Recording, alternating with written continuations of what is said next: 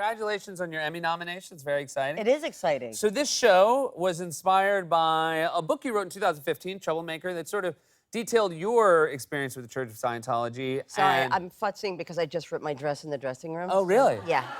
Yeah. Do you think that I did the think- Scientologists do it? No, I think, yeah. Okay. Yeah. It's a plot. It's a plot.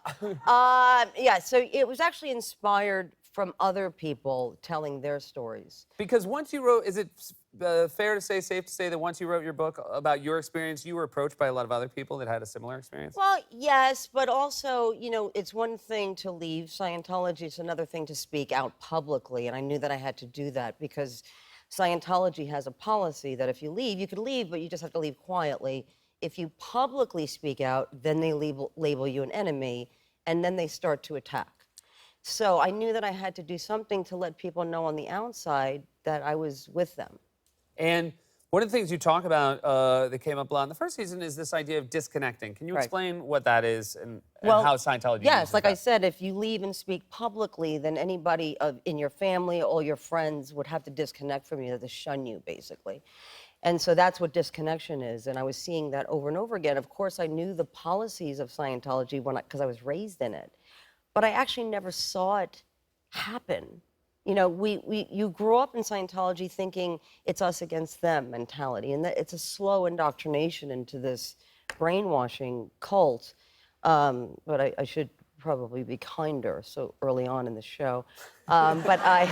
Well, you do. Now, you have, you know, it seems like there was more and more information about what Scientology is, and I think maybe a little bit warning about it more than there were in previous years. Yet it seems to be, according to you, that like people within Scientology are not exposed to that information. How does Scientology sort of control what people within it are exposed to and what they're reading?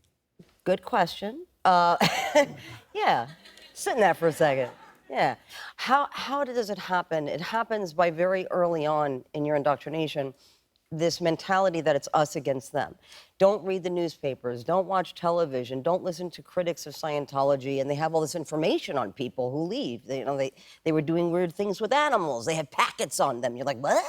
Joe was doing that? You know, and so they're like, yeah, you can't call him, though, to verify it, because if you call Joe and ask him... We've got one of those guys here. Yeah, oh, you do? Yeah. His name Joe? I shouldn't say. Okay.